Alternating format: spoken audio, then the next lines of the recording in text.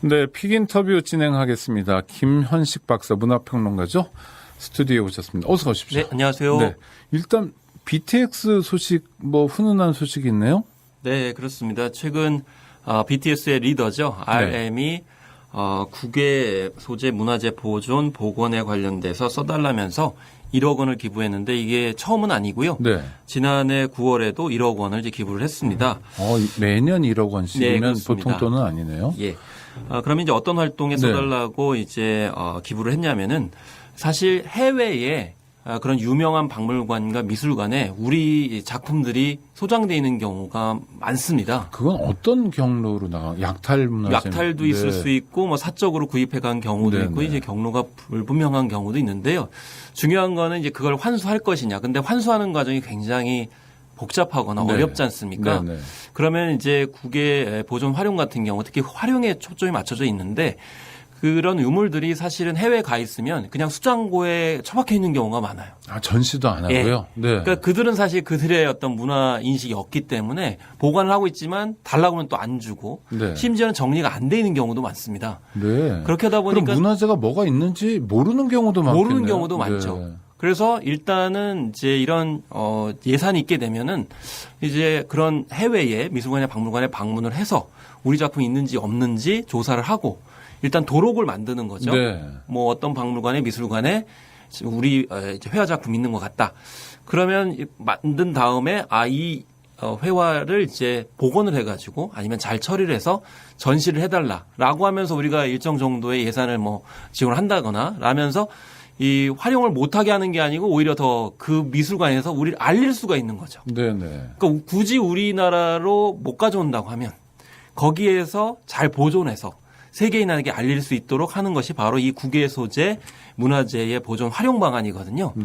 거기에 이제 RM이 이제 작년에 이어서 올해도 1억 원을 기부했다는 훈훈한 소식이 있어서 똑같은 일에 반복해서 기부를 한다면 뭔가 관심이 깊다고 봐도 틀리지 않은 거죠? 두 가지 관심 초점인데요.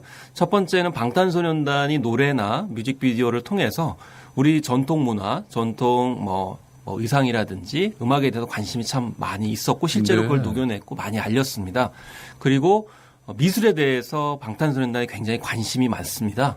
그 미술을 또 그런 뮤직비디오라든지 음악에 녹여내기도 하고요. 그래서 RM이 이제 대표적인데 그럼 이제 그전에는 주로 해외 작품들을 초점을 맞춰가지고 사진도 찍고 그걸 사진 찍은 것을 SNS에 올리곤 했어요. 근데 최근에는 RM이 이렇게 전통 우리 회화에 대해서 관심을 많이 가지고 있기 때문에 이렇게 방탄소년단이 우리 전통 회화에 대해서 관심을 갖게 되면 전 세계 팬들이 우리 회화에 대해서 관심을 갖게 되는 거거든요. 그런 긍정적인 역할이 있고 단순히 그냥 우리 회화가 좋다 이런 식이 아니고 이렇게 재정적으로 기부를 하고 있기 때문에 더욱더 실천적인 의미가 있다고 생각합니다. 그래서 이렇게 기부한 게 일종의 성과랄까요? 이런 것도 있었나요?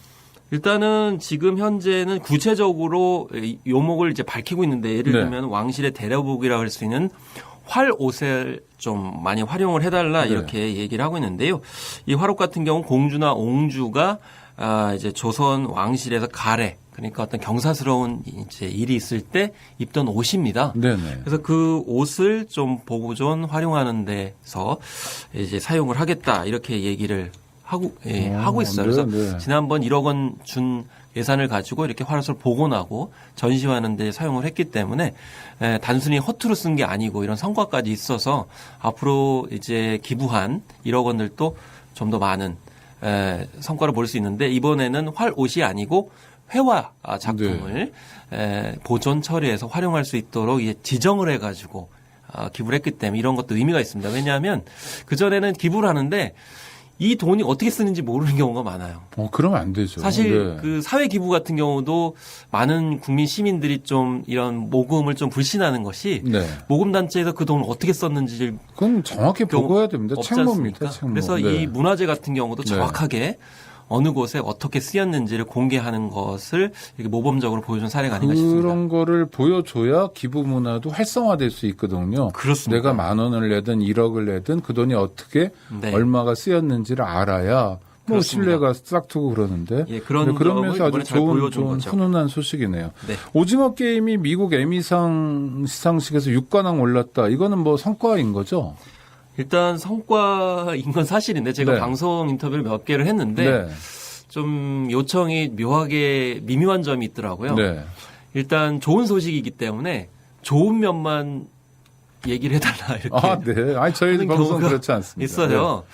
근데 사실 오징어 게임은 작품상, 각본상까지 다 받았어야 되는 작품입니다. 그러니까 6관왕이 아니라 8관왕은 갔어야 된다. 예, 네. 그렇습니다. 왜냐하면 상대작들이 좀 형편이 없어요. 네. 그럼 왜 그렇게 시상을 했죠? 약간 이거는 정치 경제학적인 측면이 있거든요. 지금 세계 방송 시장도 디지털과 기존의 레거시 미디어라고 하는 이제 약간 아날로그적인 어떤 네. 시스템하고 지금 충돌을 하고 있습니다.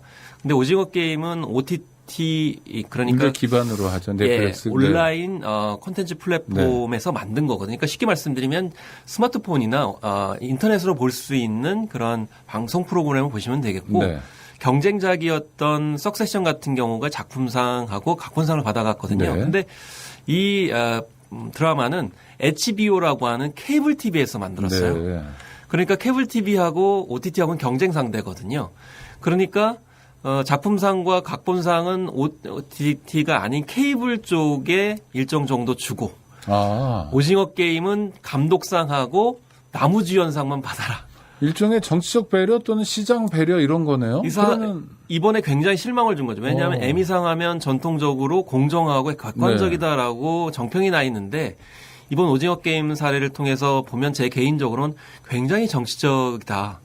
왜냐하면 사실 심사가 끝나고 3개월 동안 그 결과를 알 수 없다라고 하는 게 보통의 평가거든요. 네. 그러면 그 3개월 동안 뭔가 다른 기준이 적용이 되는 건가라는 의심이 들 상황이었어요. 네. 그런 바람에 오영수 씨가 전 피해를 봤다고 생각합니다. 네. 사실 오영수 씨 연기는 굉장히 백미거든요. 깐부죠, 깐부. 예. 네. 그래서 이미 골든글로브에서는 조연상을 이제 받았고 네. 전 세계적으로 굉장히 인정을 받았는데 나무주연상을 주는 바람에 조연상이 전 피해를 봤다. 이런 생각이 좀 들거든요. 그래서 이 좀 영광이고 네. 한편으로는 좋은 성과이기 하지만 좀 씁쓸한 그럼 그 그런 면모가 씁쓸함은 있었습니다. 그 상의 권위를 실추시키는 쓸쓸함 아닙니까? 실추를 시키는 그런 결정적인 사례가 됐다고 저는 생각을 하고요. 어떻게 보면 백인 중심의 에미상으로 우리 배우와 감독이 들어갔다는 것은 굉장히 중요한 성과이긴 하지만 여전히 그들만의 리그 속에 있구나라는 생각을 좀 많이 하게 됐습니다. 네.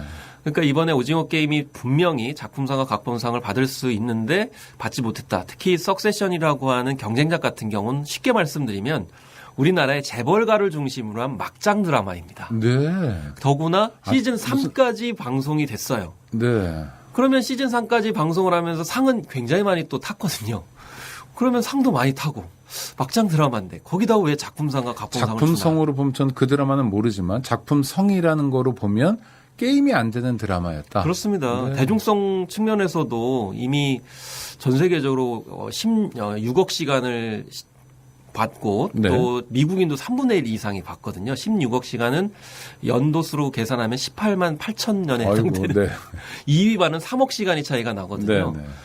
그래서 비교할 수 없는 그런 오징어 게임의 성과인데 수상한 거 보면은 씁쓸함이 있다. 그래서 미국 말씀하세요. 그래서 뭐 실망할 필요는 없고요. 뭐 그들도 자존심이 있기 때문에 오징어 게임 첫 선을 보였는데 작품상 각본상까지 가져가면 그들도 자존심이 구겨지니까 뭐 그런 점은 이해합니다. 근데 중요한 건 앞으로입니다. 네. 미국의 그 드라마 방송 프로그램은 우리와는 좀 달라서 승자 독식이 굉장히 강합니다. 네. 그래서 한 번 들어가기가 힘든데 만약에 제작이 되면 반응이 있으면은 시즌 2, 3, 뭐 4, 5까지 6까지 쭉쭉 갑니다. 그래서 오징어 게임이 지금 이제 두 번째 시즌, 세 번째 시즌까지 동시에 만든다고 하고 있거든요. 그렇기 때문에 이 두 번째, 세 번째 시즌에서 본격적으로 얼마나 이제 작품성이 있는지를 보여주면 훨씬 더 우리가 할 일이 많아질 거라고 생각합니다. 왜 이렇게 미국 사람들이 열광하나요? 오징어 게임에.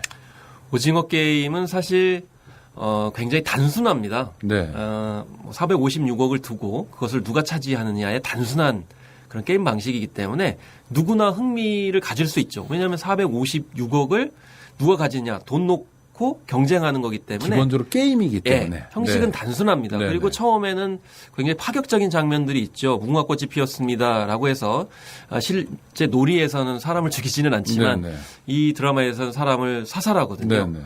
그런 것이 충격적인데 처음에는 이런 장면만 봤을 때는 서구 영미권과 일본식의 그냥 데스게임, 생존 죽음 게임처럼 보이지만 그 과정에서 살아남기 위해서 혼자만 능력으로 개인이 살아남는 게 아니고 같이 힘을 모아서 약자들끼리 서로 소통하고 지혜를 모아서 어려운 상황을 풀어나가고 그다음에 결정적으로 구슬치기 위해서는 자기가 사랑하는 사람을 이기기 위해서 지략을 펼치는 게 아니고 자기가 사랑하는 사람을 위해서 자기가 희생하는 네. 그 희생을 하니까 그 희생 정신을 또 다른 사람이 이어받아서 다시 또 다른 사람을 살리고 그 일종의 이제 우리가 케이팝의 방탄소년단을 치면 선한 영향력이 계속 새끼를 치는 모습을 통해 가지고 결국 주인공이 살아남고 그 돈을 가지고 좋은 일을 하는 식으로 퍼져나가거든요. 알겠습니다. 일종의 콘텐츠의 힘이 있는 거네요. 예, 그렇습니다. 그래서 네. 겉형식의 생존 게임을 받아들여서 네. 우리만의 정서나 공동체 정신으로 했기 때문에 미국인들이 깜짝 놀란 거죠. 알겠습니다. 이런 것도 가능하구나. 네, 오늘 시간이 없어서 아쉽지만